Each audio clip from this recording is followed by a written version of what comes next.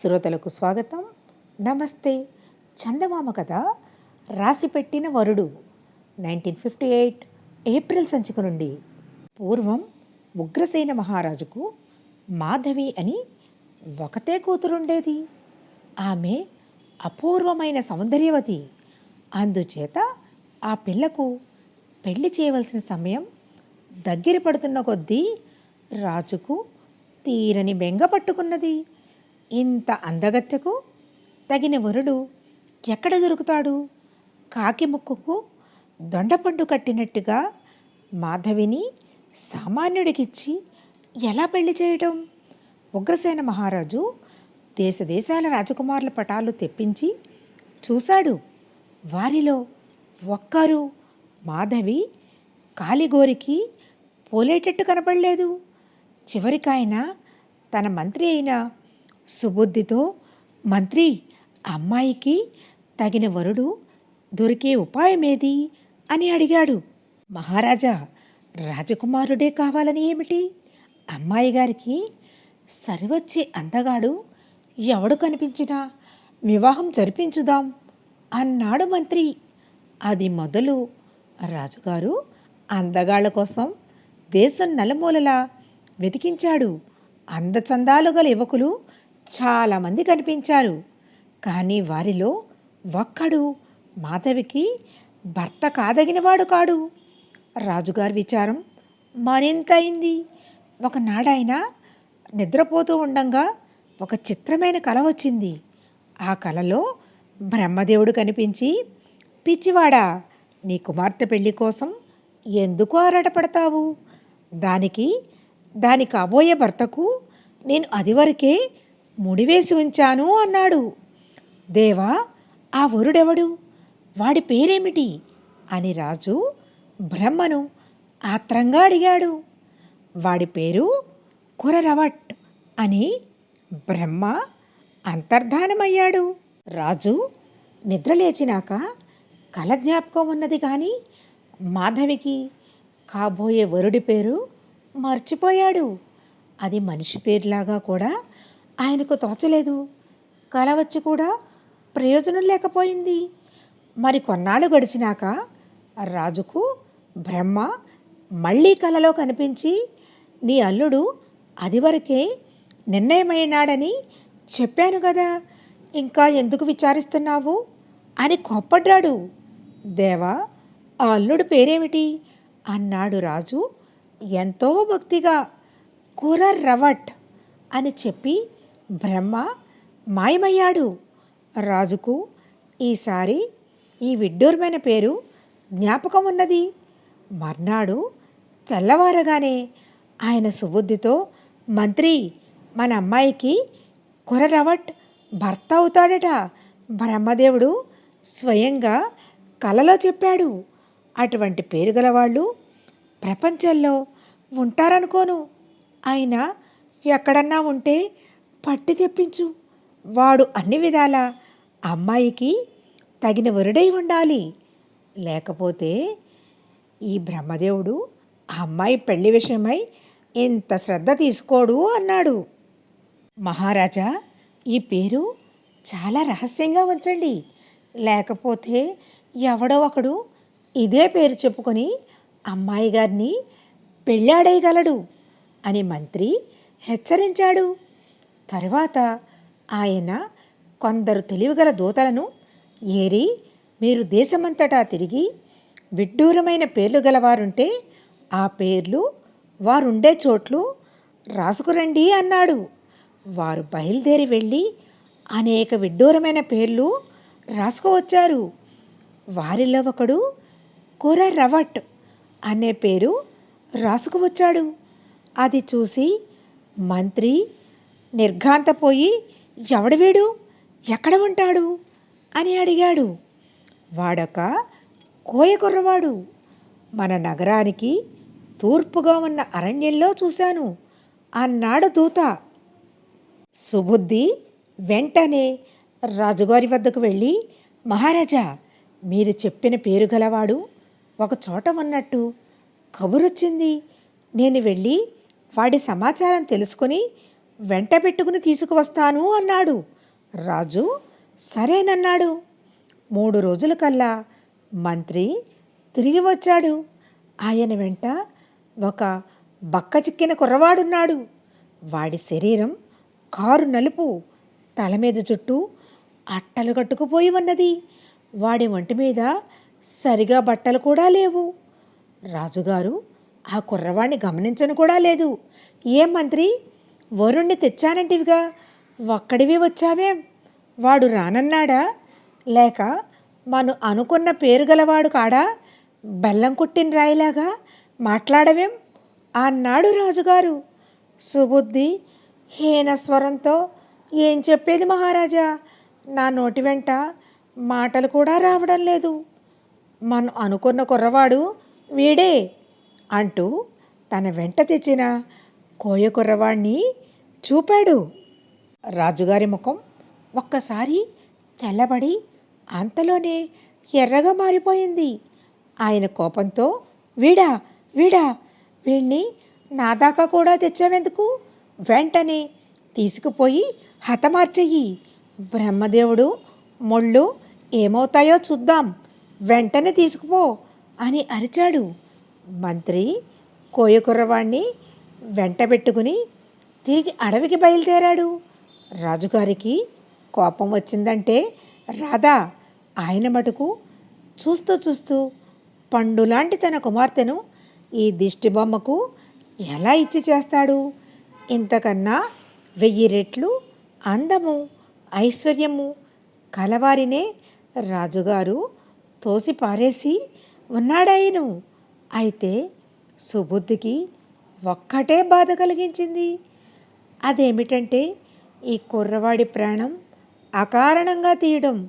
నిజానికి వాడు ఏ పాపమూ ఎరుగడు. తనను చంపమని రాజుగారు ఆజ్ఞ ఇచ్చిన సంగతి కూడా వాడికి తెలియదు.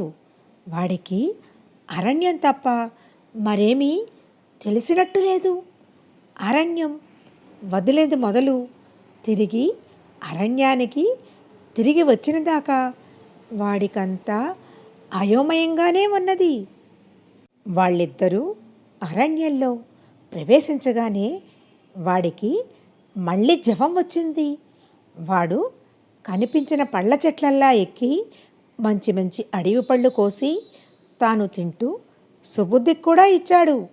అది చూసి సుబుద్ధికి వాడి మీద మరింత దయ కలిగింది. నేను నా చేత్తో వీడి గొంతు కొయ్యలేను, అటు రాజుగారి మాట కూడా దాటటానికి వీలు లేనిది. అందుచేత వీడు చచ్చిపోవడానికి ఇంకేదైనా ఉపాయం ఆలోచించాలి అనుకున్నాడు సుబుద్ధి.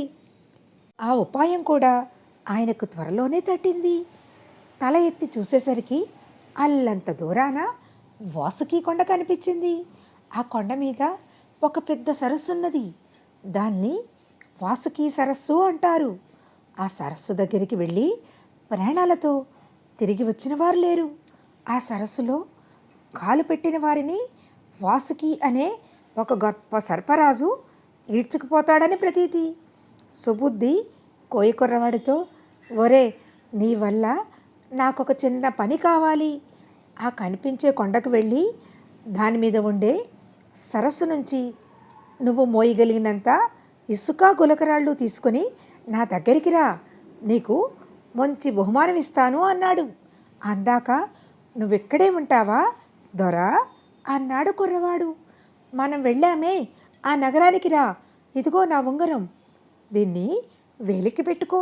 ఆ నగరానికి వచ్చి ఈ ఉంగరం చూపిస్తే ఎవరు పడితే వారు నిన్ను నా దగ్గరికి చేర్చుతారు. ఇందా ఈ కాసు నీ దగ్గర ఖర్చుగాను ఉంచు అంటూ సుబుద్ధి తన చిటికిన వేలి ఉంగరం తీసి వాడి మధ్య వేలికి పెట్టి వాడి చేతికొక బంగారు కాసిచ్చాడు. అవి రెండూ తీసుకుని కోయకుర్రవాడు ఉత్సాహంతో వాసుకి పర్వతం కేసి బయలుదేరాడు. అక్కడికి చేరడానికి వాడికి 3 రోజులు పట్టింది. అయితే దారి పొడుగున అరణ్యమే. అరణ్యంలో బతకటం వాడికి ఉగ్గుపాలతో నేర్చిన విద్య. అందుచేత వాడు 3 రోజులు సునాయాసంగా ప్రయాణం చేసి వాసుకి పర్వతం చేరి సరస్సు ఉండే చోటికి ఎక్కాడు. 3 రోజుల ప్రయాణం కన్నా వాడికి ఆ పర్వతం ఎక్కడం శ్రమ అనిపించింది. ఎందుకంటే ఎండ చాలా తీవ్రంగా ఉంది.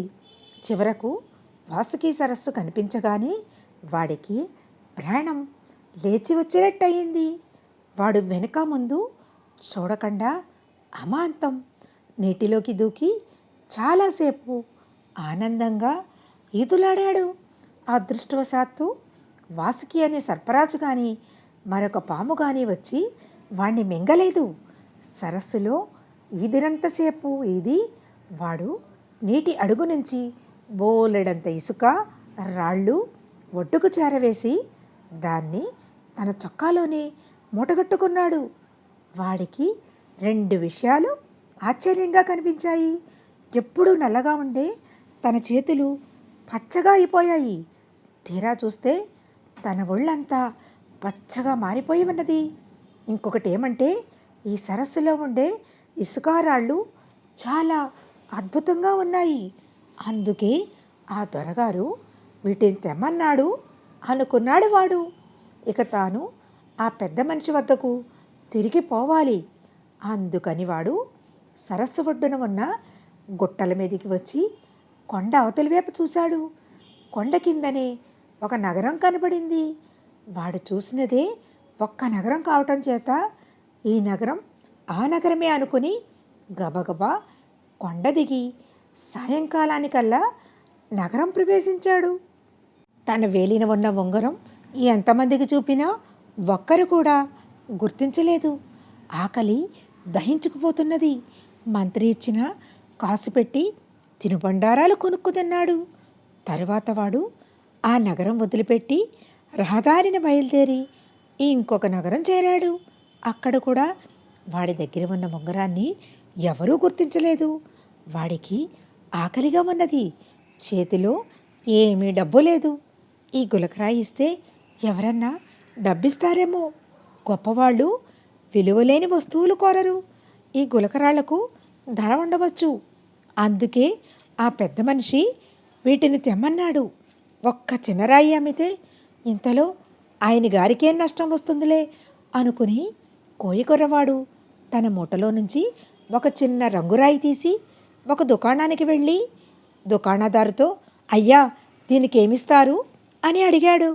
దుకాణదారు ఆ రాతికేసి చూసి తర్వాత యువకుణ్ణి యగాదిగా చూశాడు. ఈ కుర్రవాడు చూడడానికి పేదగా ఉన్నాడు. కానీ అతని వాలకం చూస్తే బతికి చెడిన రాజకుమారుడిలాగా తోస్తున్నది.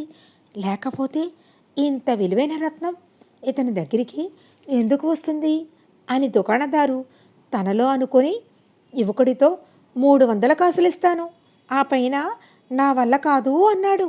యువకుడు తన చెవులను తానే నమ్మలేకపోయాడు.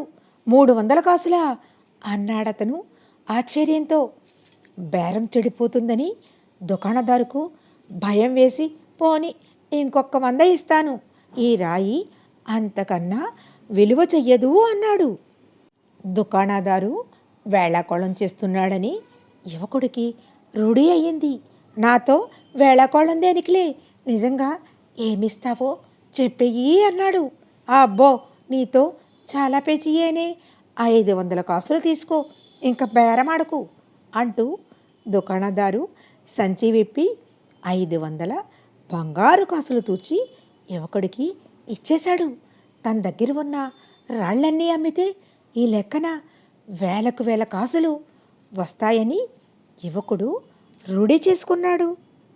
ఆ పెద్ద మనిషి కోసం వెతుకుతూ ఎన్ని ఊళ్ళు తిరగను, ఇంత కష్టపడి తిరిగి ఇదంతా ఆయనకి ఇవ్వటం తప్ప నాకేమి ఒరుగుతుంది.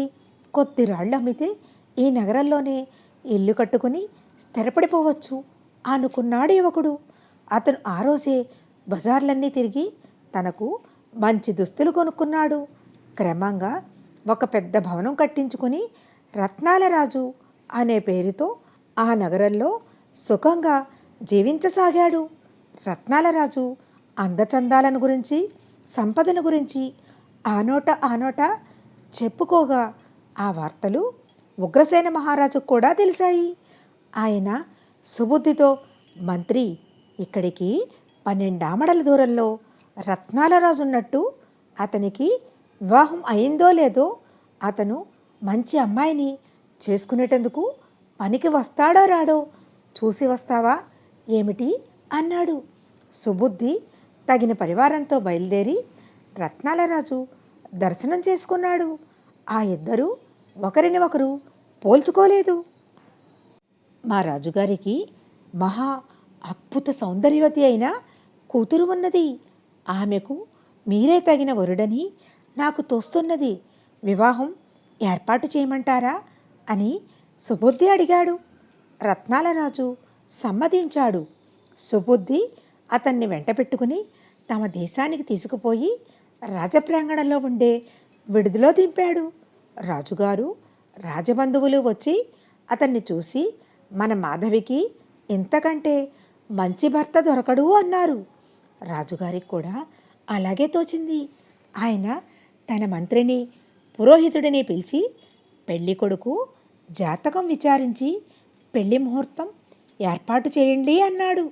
సుబుద్ధి రత్నాల రాజుండే విడిదికి వెళ్ళి అతనితో, అయ్యా, మీ జాతకం ఉంటే ఇప్పించండి. మీ తల్లిదండ్రులు ఎవరు, మీ వంశం ఏమిటి, ఆ విషయాలు తెలుసుకోవాల్సిన అవసరం కలిగింది అన్నాడు. అయ్యా, నేను ఒక కోయవాడిని. నన్ను అందరూ రత్నాల రాజు అంటున్నారు. కానీ నా అసలు పేరు కురరవట్ అన్నాడు యువకుడు. ఆ మాట వినగానే మంత్రి కొయ్యబారిపోయాడు. ఆ యువకుడు తన వృత్తాంతమంతా చెప్పి తన వేలిన ఉన్న ఉంగరం ఆనవాలు చూపిన తర్వాత సుబుద్ధికి నమ్మకం కుదిరింది. ఆయన వెంటనే రాజుగారి వద్దకు వెళ్ళి, మహారాజా, కొంప మునిగింది. ఈ రత్నాల రాజే ఆనాడు నేను మీ వద్దకు తెచ్చిన కోయవాడు. ఇప్పుడేం చేద్దాం అంటూ అతడి కథ యావత్తూ చెప్పాడు. రాజు అంతా విని, ఆ ముసలి బ్రహ్మ సామాన్యుడు కాడు. ఆయన వేసిన ముడి విప్పటం నీ తరమా నా తరమా, ముహూర్తం పెట్టించి అనుకున్న ప్రకారం పెళ్లి జరిపించుదాం అన్నాడు. ఆ ప్రకారమే రత్నాల రాజుకు మాధవిని ఇచ్చి పెళ్లి చేశారు. ఈ పెళ్లి చూసి హర్షించని వారు లేరు. మొత్తం మీద రాజుగారు గట్టివాడు. తన కూతురికి తగిన వరుణ్ణి 3 లోకాలు వెతికి మరీ తెచ్చాడు అన్నారు అందరూ. కథ కంచికి మనమేంటికి.